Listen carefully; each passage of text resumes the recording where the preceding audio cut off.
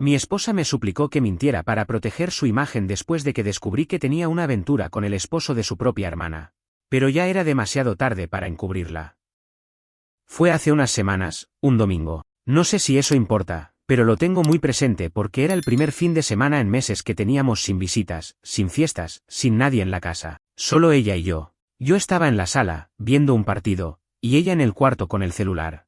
Me acuerdo que de repente salió como si nada, se sentó al lado mío y me preguntó si quería pedir comida o cocinar algo. Y ahí fue cuando vi que el celular le vibró. Normal. Pero cuando vi que puso el teléfono boca abajo, algo me hizo ruido. No era la primera vez que hacía eso, pero esa vez, no sé, me picó más. No dije nada en ese momento. La verdad es que no tenía ganas de pelear.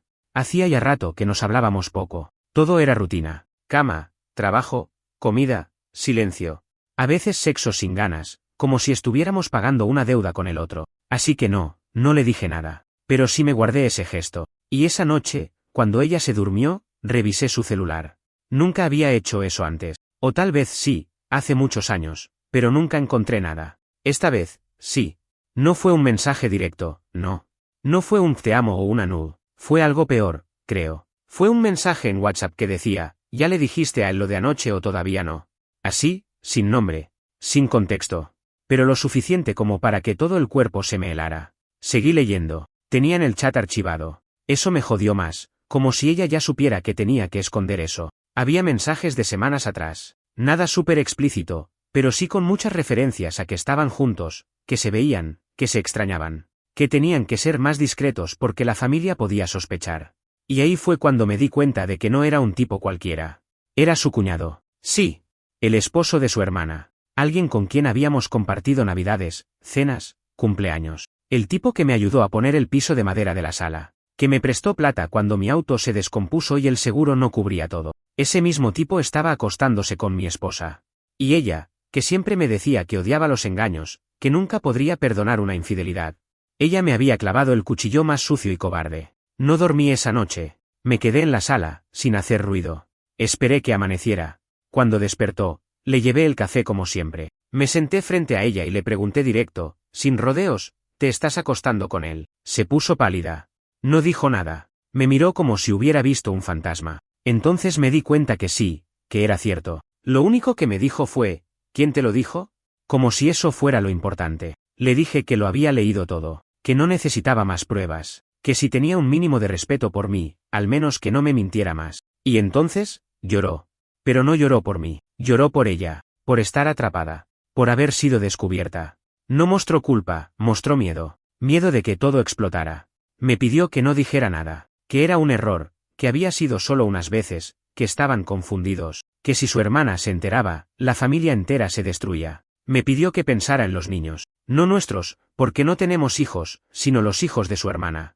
Me rogó que le diera tiempo, que lo iba a terminar, que estaba dispuesta a hacer terapia, a recuperar lo nuestro, que lo nuestro valía la pena. Y lo peor es que, por un momento, la creí. Pero no dije sí.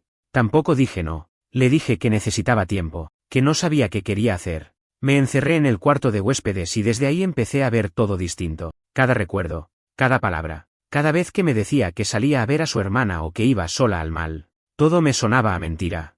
Todo. Cada sonrisa que me dio en los últimos meses se volvió falsa en mi mente. Y ese fue solo el primer día. No sabía que lo peor todavía no había llegado. No dormí bien esa semana. Me despertaba a las 3 o 4 de la mañana, como si el cuerpo supiera que algo no estaba bien. Me quedaba mirando el techo, pensando si era posible que todo esto estuviera pasando de verdad. Yo me esforzaba por seguir como si nada frente a ella. Me iba a trabajar, volvía, comíamos juntos en silencio o con charlas tontas, pero todo se sentía falso. Ella intentaba actuar como si las cosas estuvieran bien, como si una charla incómoda hubiera resuelto todo. Pero no era eso. Era como si ella pensara que si se portaba bien unos días, todo volvería a la normalidad. Como si el tiempo pudiera hacerme olvidar lo que leí. Como si yo fuera estúpido. No la confronté otra vez en esos días. No sabía qué hacer. No sabía a quién decirle, no sabía si debía decirle a su hermana. Porque si lo hacía, se armaba una guerra. Una de esas guerras donde nadie gana. Iba a destrozar a los sobrinos. Iba a dividir a la familia. Y todo iba a salir de mí. Yo iba a quedar como el que soltó la bomba. Y no es que me importara mucho quedar bien, pero también pensaba, ¿y si no me creen? ¿Y si ella se adelanta y dice que yo estoy inventando todo porque estoy celoso, loco, ¿Paranoico? Un par de días después, ella me mandó un mensaje mientras yo estaba en el trabajo. Me dijo que su hermana le había pedido que pasara el fin de semana con ellos, que los niños querían verla. Me preguntó si me molestaba. Me temblaron las manos. Ella estaba preguntándome si me molestaba que fuera a dormir en la casa del hombre con el que me estaba engañando, como si no fuera una falta de respeto en la cara. Le dije que no, que fuera. Pero esa noche me fui de la casa. No dije a dónde. No contesté sus mensajes. Me fui a dormir al carro, en un estacionamiento de Walmart. Esa noche fue la primera vez que lloré. No por ella. No por la traición. Lloré porque me di cuenta que ya no confiaba ni un poco en la persona con la que compartía mi cama. Y eso fue lo que más me rompió. Cuando volví a la casa al día siguiente, ella actuó como si nada. Me abrazó como si estuviera feliz de verme. Y ahí fue cuando se lo dije: quiero que duermas en otro cuarto. Su cara cambió. Me preguntó si no la perdonaba. Le dije que no sabía, pero que ya no podía tocarla. Me dijo que lo entendía, pero se notaba que no lo entendía en lo más mínimo. Me siguió hablando como si estuviéramos en una crisis matrimonial normal. Como si estuviéramos en una película de Hallmark donde todo se arregla con una caminata y un discurso. Pero esto no era eso. Esto era una mierda real. Con gente real. Y consecuencias reales. Pasó una semana más. Ella se mostró más amorosa, más presente. Me preparaba el desayuno, me dejaba notitas, hacía comentarios como: te ves guapo hoy, cosas que no decía desde hace años. Pero todo me parecía falso. Cada gesto era como si me estuviera vendiendo algo, como si tratara de maquillar el daño con mimos. No funcionaba. Me hartaba más. Un miércoles, cuando salí del trabajo, decidí hacer algo que no me enorgullece, pero que necesitaba hacer para poder tener paz mental. Fui hasta la casa de su hermana. Llevaba días preguntándome si ellos seguían viéndose. No podía quedarme con la duda. Y sí, fui como un idiota sin plan, sin nada armado. Solo manejé hasta allá. Me quedé parado frente a la casa desde el carro, unas cuadras más allá. A los 20 minutos, vi salir a mi esposa. No estaba sola. Salió con él. Subieron al mismo auto. Él manejaba. No se besaron, no se tocaron. Pero ella se reía. Se veía cómoda. Como si no pasara nada. Como si no estuviera rompiendo todo a nuestras espaldas. Y ahí supe que me había mentido. Que no había cortado nada. No lo seguí. No quería convertirme en eso. Pero cuando llegué a casa, la esperé. Me hice el dormido. Escuché cuando entró, dejó las llaves, se quitó los zapatos. Pasaron unos minutos y vino a mi lado. Me acarició el brazo. Me dio un beso en la mejilla. Descansa, me dijo. Dormí con el corazón muerto esa noche. Al día siguiente la confronté. Le dije que la había visto salir con él, que no me mintiera más. Al principio se hizo la confundida. Dijo que solo fueron a tomar un café, que necesitaban hablar, que estaban cerrando ese capítulo tóxico y que quería cerrarlo bien para no dejar asuntos pendientes. Me reí en su cara. No sé por qué, pero me reí. Fue una risa amarga. De esas que no vienen de gracia, sino de asco. Le dije que era una basura, y que no sabía cuánto tiempo más iba a soportar verla en la misma casa. Ese día empacó una maleta y se fue a casa de su mamá. Me dejó una nota diciendo que necesitábamos espacio, como si no me hubiera explotado ya todo en la cara. Como si el problema fuera el espacio. Pensé que ahí terminaba todo, que al menos iba a tener paz para pensar. Pero no. No sabía lo que venía. No tenía ni idea de que el verdadero infierno todavía no había empezado. Pasaron 3 días desde que se fue. Al principio sentí alivio. Pude estar en la casa sin sentir esa incomodidad constante. Dejé de dormir en el cuarto de huéspedes y volví a mi cama, aunque seguía sintiéndola ahí. Su olor seguía en la almohada. Tuve que lavar todo 2 veces para que se fuera. No es un detalle importante, pero me acuerdo porque fue como limpiar algo podrido. Como si con eso pudiera sacar de mi cabeza todo lo que pasó. No me escribió durante esos días. Ni una llamada, ni un mensaje. Yo tampoco. No porque quisiera hacerme el fuerte, sino porque no tenía nada que decirle. Estaba bloqueado. Como si ya no tuviera ganas de hablar nunca más con ella. Pero el silencio no duró mucho. El sábado por la mañana tocaron el timbre. Pensé que era el correo, pero no. Era su hermana. Sí. Su maldita hermana. Venía con una cara tensa. Se notaba que ya sabía algo. Me dijo que necesitaba hablar conmigo, que no sabía a quién más acudir. La dejé pasar, medio confundido, medio cansado ya de todo. Se sentó en el sillón, sin decir nada por un rato. Después me soltó una bomba. Ella lo sabía. No desde el principio. Pero hacía como un mes que había notado algo raro entre su esposo y mi esposa. No era que los hubiera pillado en la cama ni nada. Pero había visto mensajes en el Apple Watch del tipo. Notificaciones cortas, pero sugerentes. Nada que confirmara el sexo, pero sí la relación. Le preguntó a él, y él le juró que era una tontería, que solo estaban hablando mucho por el estrés, que eran cosas de familia, que ella lo estaba malinterpretando. Y lo peor, le creyó. O eso dice. Me dijo que ahora que sabía todo, que yo lo había descubierto, sentía que tenía que pedirme disculpas por no haber hecho nada antes, que se sentía culpable, que su esposo había admitido todo hacía unos días, que mi esposa había ido a verla, a llorarle, a decirle que estaba arrepentida y que todo fue una estupidez. Y ahí me enojé de nuevo, porque ya no era solo mi matrimonio destruido. Era toda esa gente queriendo tapar las cosas con lágrimas y excusas, como si la palabra error pudiera limpiar todo. Le pregunté, ¿qué vas a hacer? Me dijo que no sabía, que tenía miedo, que no quería que los niños se enteraran, que no quería destruir su familia, que tal vez podía perdonarlo, porque no fue algo físico todo el tiempo. Me dieron ganas de decirle que era una cobarde, pero no lo hice. Estaba viendo en ella el mismo reflejo de mí hace una semana, intentando agarrarse de algo que ya está muerto. Cuando se fue, me encerré en el baño. No lloré, solo me miré en el espejo. No me reconocí. No por la barba o las ojeras, sino porque ya no sabía quién era yo en todo esto. Era el tipo traicionado, sí, pero también era el tipo que se quedó. El tipo que no dijo nada, que todavía no había tomado ninguna decisión. Esa noche, mi esposa volvió a escribir. Me mandó un mensaje largo. Me dijo que ya todos sabían, que su hermana estaba devastada, que todo se había salido de control, que necesitábamos hablar. Me negué. Le dije que no había nada que hablar. Me contestó que entonces iba a venir igual. ¿Y vino? Llegó como si fuera su casa. Y lo era. Lo sigue siendo legalmente. Se metió con una bolsa de supermercado. Dijo que había traído cosas para cocinar. Como si eso arreglara algo. Le dije que no cocinara nada, que no se quedara, que se fuera. Me ignoró. Puso la bolsa en la cocina. Se acercó y me miró como si fuera la víctima. ¿De verdad me vas a dejar sola en esto?, me dijo. Tuve que respirar hondo para no gritarle. Le dije que no, que ella no estaba sola. Que tenía al tipo con el que se acostó. Que fuera con él. Que a mí me sacara de esa ecuación. Ahí empezó con lo de siempre, que fue un momento de debilidad, que no sabe cómo pasó, que no estaba bien mentalmente, que se sintió vacía. Me dio igual. Me dolía, sí. Pero ya no me afectaba como antes. Era más rabia que tristeza, más decepción que dolor. Intentó tocarme la mano. Se la saqué. Me dijo que me amaba. Le dije que no le creía. Me pidió que no la odiara. Le contesté que no tenía energía ni para odiarla. Se fue esa noche, no sin antes dejar una carta escrita a mano. No la leí. La rompí sin abrirla. Porque ya está. Ya no quiero saber cómo se siente ella. Todo se trató de ella desde el primer momento. Esa fue la noche en la que decidí que no iba a quedarme, que iba a dejar esa casa. No me importaba lo que viniera después. No me importaba dormir en el piso de alguien. Necesitaba irme. Porque si me quedaba, me iba a podrir por dentro. Pero antes de eso, todavía quedaba algo que decirle a su familia. La mañana siguiente fue rara. Me levanté y ya sabía lo que tenía que hacer, pero aún así me movía lento, como si cada parte del cuerpo se negara a cooperar. Abrí el armario y metí ropa en una maleta vieja. No tenía dónde ir exactamente, pero necesitaba irme. Aunque fuera por un par de días. No podía seguir durmiendo en esa cama, caminando en esa cocina, usando ese baño. Todo estaba contaminado. Antes de salir, me senté en el sillón y pensé en la familia de ella. En su madre, en su padre, en sus hermanos. Gente que me había tratado siempre como uno más. Y que ahora, o no sabían nada, o sabían algo y estaban haciendo como si no. Me empecé a preguntar cuánto sabían realmente. Porque a veces no hace falta ver una infidelidad con tus propios ojos para saber que algo no está bien. A veces, la gente solo prefiere no preguntar.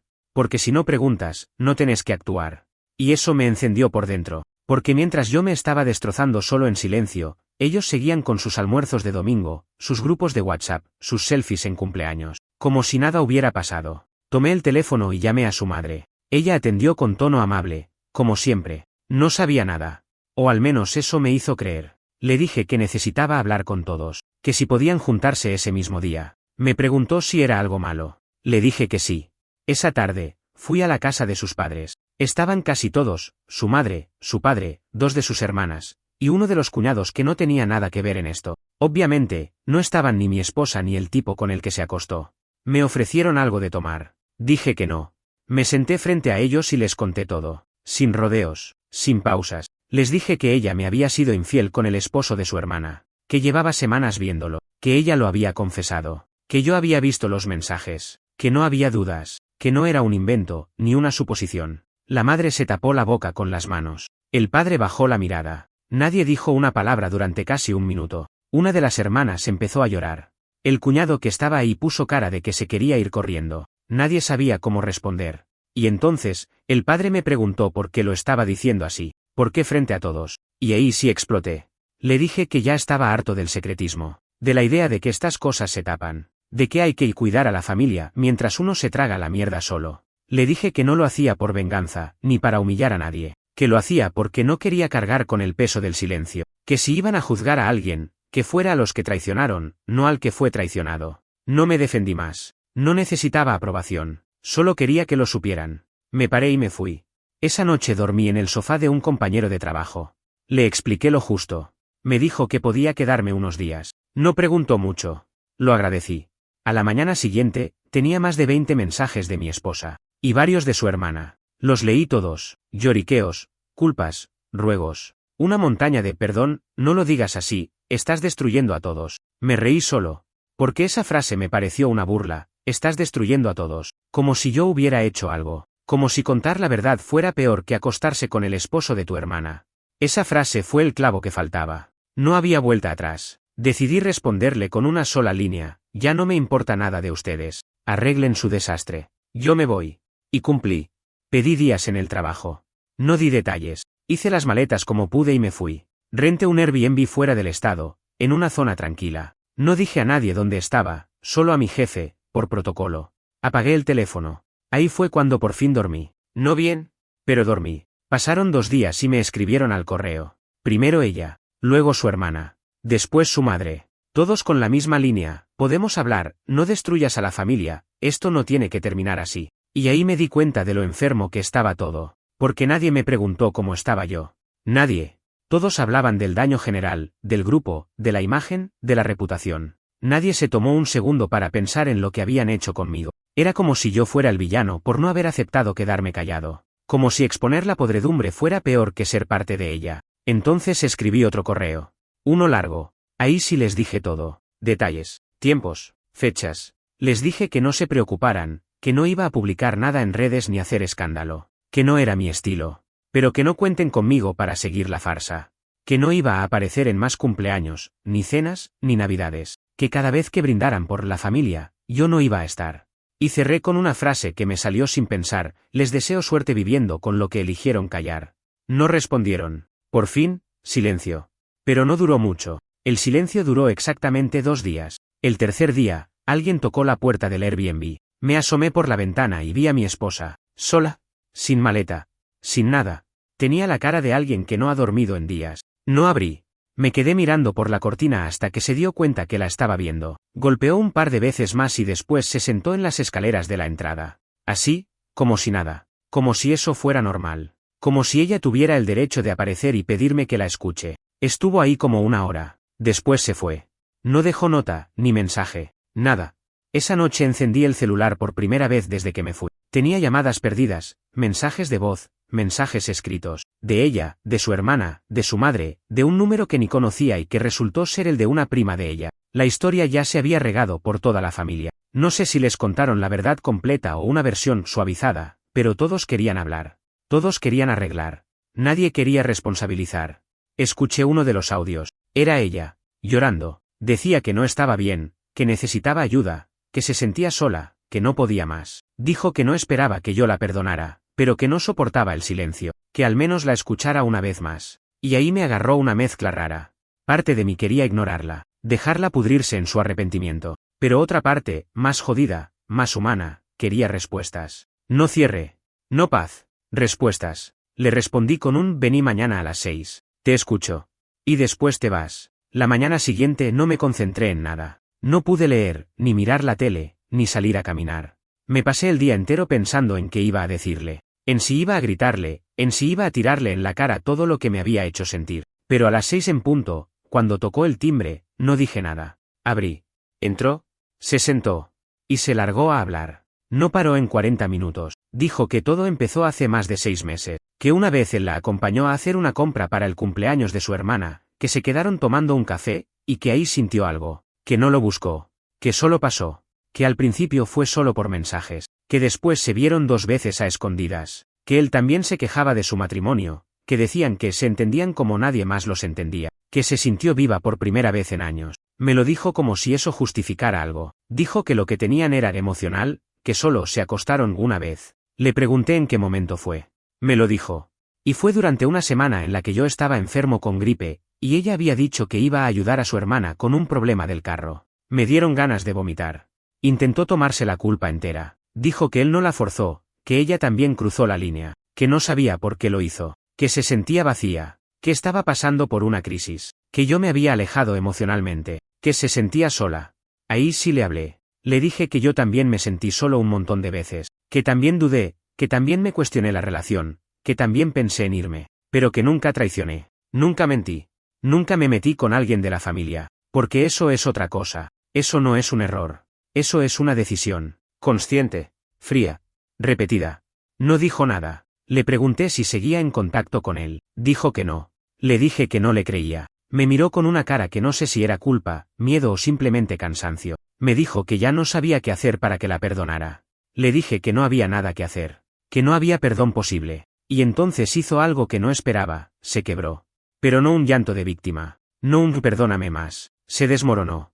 Me dijo que se odiaba, que no dormía, que tenía ataques de pánico, que soñaba con que su hermana le escupía la cara, que a veces pensaba en hacerse daño. No sentí lástima, no sentí alivio, no sentí nada, solo vacío. Le dije que tenía que irse, que si necesitaba ayuda, que hablara con su familia, con un psicólogo, con un cura, con quien fuera, pero que yo no era su contención, que ya no, que había roto algo que no se podía reparar, que el daño ya estaba hecho y que no había vuelta. Se fue sin decir nada más, y no volvió a escribirme por varios días, pero ahí fue cuando empezó otra cosa. Una semana después de eso, el cuñado, el amante, el traidor, el idiota, me escribió. Por correo. Como si se atreviera. Como si tuviera derecho. Un texto largo. Decía que no quería terminar mal conmigo, que nunca fue su intención herirme, que todo se le fue de las manos, que le dolía que nuestra relación como cuñados se destruyera así, que era un hombre con fallas, pero no un monstruo, que quería disculparse, que entendía si no quería contestar, pero que necesitaba desahogarse. Casi rompo la computadora de una piña. Me pregunté si ese tipo estaba enfermo o si simplemente era un cobarde que se había convencido de que todo fue una confusión. Y ahí decidí que no podía quedarme más con tanto adentro, porque ya no era tristeza. Era odio. Y ese odio tenía que salir de alguna forma. No le contesté al tipo. No porque no tuviera nada que decirle, sino porque sabía que si le respondía en ese momento, iba a escribir algo que podía llevarme a problemas reales. Y no quería eso. No quería terminar preso por escribirle lo que de verdad merecía. Así que guardé el correo en una carpeta y lo dejé ahí. Cerré la laptop y me quedé en silencio. Pero el odio no se fue. Solo se quedó ahí, revolviéndose adentro. Me fui a caminar sin rumbo. Terminé en un bar de mala muerte, de esos que huelen a cerveza vieja y a sudor. Me senté solo.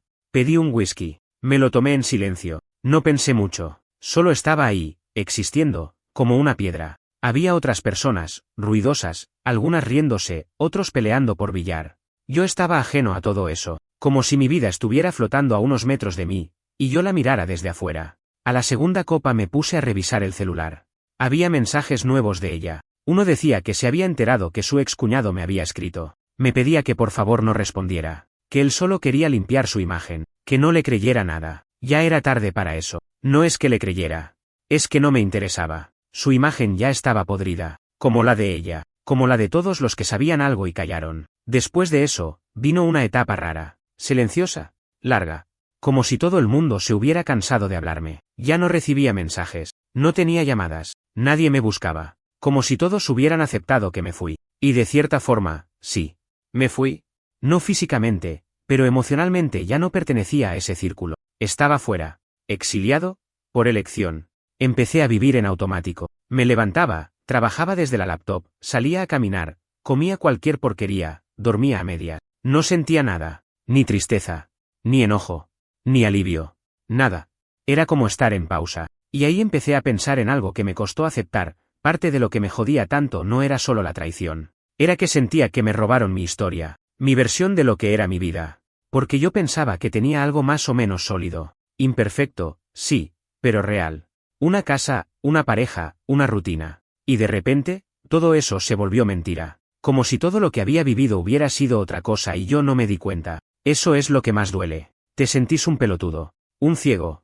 Y te empezás a cuestionar todo. Cada gesto, cada recuerdo, cada vez que pensaste que todo estaba bien, empezás a dudar de tus propios recuerdos. Como si hubieras vivido en una película mal escrita donde vos eras el único que no sabía lo que pasaba. Y eso te quiebra. Pasaron unas semanas así. Hasta que una noche, mientras cenaba frente a la tele con una pizza congelada, recibí un mensaje corto. Era de la hermana de ella, la que fue traicionada igual que yo. Decía, ¿podemos hablar? No para llorar. Para ponernos de acuerdo. No sabía si contestar. Pero lo hice. Nos vimos al día siguiente, en un parque. Ella llegó puntual. Sin maquillaje. Ojerosa. Sentada en el banco, no me miró a los ojos al principio. Me dijo que lo había dejado a él. Que no lo aguantaba más. Que no podía mirarlo sin pensar en todo. Que el asco era más fuerte que el miedo a estar sola. Que ya había contactado un abogado. Yo le dije que estaba haciendo lo correcto. Y entonces me preguntó algo que no esperaba, ¿vos vas a seguir con ella? Casi me reí. Le dije que no.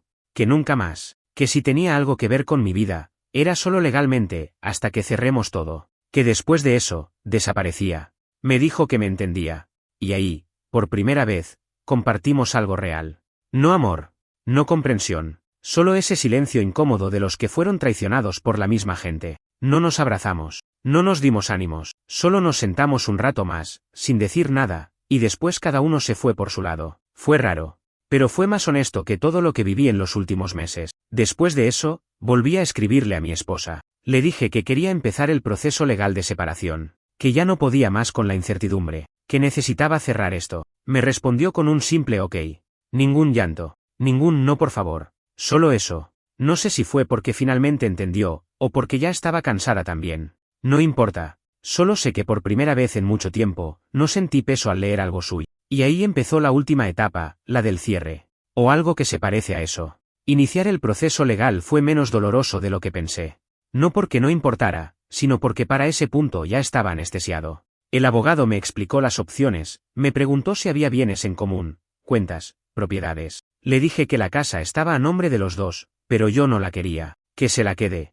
Que se la meta donde le quepa. No iba a vivir en un lugar que oliera a traición cada vez que abriera la puerta. Ella aceptó rápido. Ni pelear quiso. No sé si por culpa, o porque ya lo tenía asumido. Me mandó un mensaje diciendo que respetaba mi decisión, que esperaba que encontráramos paz con el tiempo. Palabras huecas. Lo mismo que lees en un cartel de supermercado cuando cierran por reformas. Lo único que no pude dejar pasar fue el tema de la cuenta conjunta. Quería cerrar todo, sacar mi nombre. Me metí al banco y saqué mis fondos. Dejé lo justo. Me fui al DMV a cambiar mi dirección. Todo trámite tras trámite. Como cuando apagas una máquina vieja y vas bajando interruptores de a uno. Tac, tac, tac. Hasta que solo queda silencio. En medio de eso, volví a hablar con la hermana. No por gusto, sino porque ella también estaba en la suya, intentando reconstruir. Me preguntó si quería contarle a los nenes juntos, si eso ayudaba. Le dije que no. Que eran sus hijos. Que yo ya no pintaba nada ahí. Le deseé suerte y le dije que si alguna vez necesitaba testimonio de lo que pasó, yo estaba dispuesto. Pero que después de eso, cada uno por su camino. Me agradeció. Me dijo que entendía. Y no hablamos más. Una noche, después de semanas sin saber nada de mi ex, me llegó un email. Larguísimo. No lo abrí. Lo borré sin leerlo. Porque ya no me interesaba cómo se sentía. Ni qué había descubierto en terapia. Ni si ahora entendía el daño. Ya era tarde. Y yo ya no era su muro. Me concentré en sobrevivir. Volví a casa de un viejo amigo que me ofreció un cuarto mientras buscaba un lugar fijo. Él sabía lo justo. No me hizo preguntas, solo me dio una llave, un colchón inflable, y me dejó tranquilo. Esa fue la primera noche que dormí profundo desde todo este quilombo. El tiempo pasó. No mucho. Pero lo suficiente como para dejar de revisar el celular esperando algo. Empecé a volver a vivir. A cocinar. A salir solo. A sentarme en cafeterías sin mirar a nadie. A poner música sin que me recordara a ella. Pero el cuerpo guarda todo. Una tarde, entrando al supermercado, vi a una pareja peleando en el estacionamiento. Nada grave. Pero él le alzó la voz. Y ella se puso a llorar. Me quedé congelado. Porque por un segundo, vi mi historia ahí. Vi el dolor, el desgaste, la culpa. Y algo en mí se rompió otra vez. Me fui sin comprar nada. Esa noche no dormí. No lloré. No grité. Solo estuve ahí, despierto, pensando en todo lo que perdí. En todo lo que me robaron. Y en lo que yo mismo dejé pudrir por no querer ver las señales. Porque seamos honestos, las señales estuvieron siempre, solo que no quería aceptarlas. Porque cuando amas a alguien, te volvés ciego, y sordo, y pelotudo, volvés 1000 veces, perdón tras perdón. Y cuando ya no queda nada, te das cuenta de que no sabes quién sos sin esa persona. Y ahí empieza lo más jodido, rearmarte, no para gustarle a nadie, No para probar que sos fuerte, sino para poder vivir con vos mismo, para mirarte al espejo sin asco. En uno de esos días raros, una amiga de años me invitó a comer. Nada romántico, solo una cena. Acepté. Fuimos a un diner en las afueras. Hablamos de todo menos de ella. Y por primera vez en meses, me reí. De verdad. De una estupidez, de una historia vieja. Me reí y me di cuenta que todavía podía hacerlo, que no estaba del todo muerto por dentro. Volví a casa y me acosté con una sonrisa. No por la cena, sino porque me sentí libre. Un poco. Apenas. Pero suficiente como para saber que iba a salir de esta. Todavía falta. Todavía sueño con esa noche en que la enfrenté. Todavía tengo días donde me despierto confundido. Días donde dudo si hice bien en no quedarme, en no perdonar, en no intentar arreglar algo. Pero me basta con recordar una sola imagen, ella saliendo de la casa del tipo, riéndose, como si nada. Esa imagen me salva. Esa imagen me empuja a seguir. Hoy hace 4 meses desde que todo se fue a la mierda. No es una fecha exacta. No fue un solo día. Pero en mi cabeza, fue ese domingo en el que vi su celular y todo se rompió. Ese fue el punto de no retorno. Desde entonces, no volví a ser el mismo. Estoy en otro estado ahora. Me mudé hace 3 semanas. Conseguí un alquiler chico, pero decente, limpio, silencioso. Me levanto, trabajo, salgo a caminar por la tarde, y algunas noches me siento en el porche con una cerveza sin hacer nada. Me estoy acostumbrando al silencio. A la soledad. No digo que me gusta. Solo que ya no me asusta como antes. Cerramos el divorcio hace unos días. Papel firmado, cuentas divididas, fin del trámite. Ni nos vimos. Todo fue por medio de abogados. Me mandó un último correo después de eso. No lo abrí. Lo marqué como leído y lo dejé ahí. No necesito saber qué más tiene para decir. Ya no me interesa lo que siente, lo que piensa, lo que recuerda. Lo último que supe de ella fue por una conocida en común que me mandó un mensaje al azar. Me dijo que ella había empezado terapia intensiva, que estaba viviendo con su madre, que había bajado mucho de peso y que apenas salía de casa. Me preguntó si yo estaba bien. Le contesté, estoy entero. Con eso me alcanza. Y era cierto. No feliz. No recuperado. ¿Entero?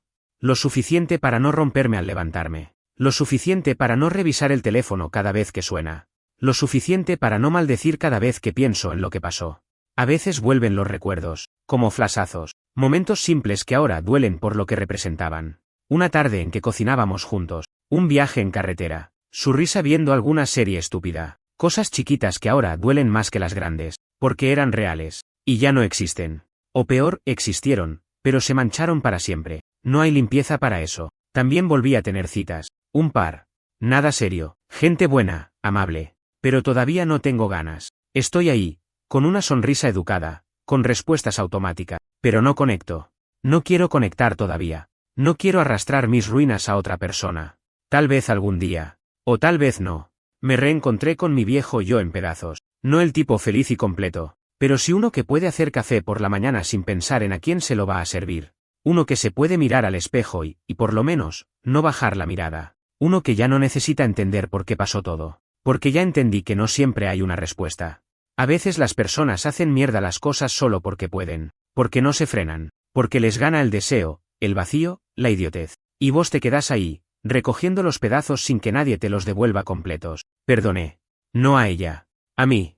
Por no haber visto, por haber creído, por haberme callado cuando debía hablar, por haberme aferrado a una historia que ya no existía. Eso fue lo más difícil, y también lo más necesario. Hoy me siento más liviano. No bien, no ileso, pero liviano. Ya no cargo con la culpa ajena. Ya no tengo que explicar nada. Ya no tengo que proteger a quien me destruyó. Ya no tengo que sostener una casa que se vino abajo porque alguien decidió prenderle fuego desde adentro.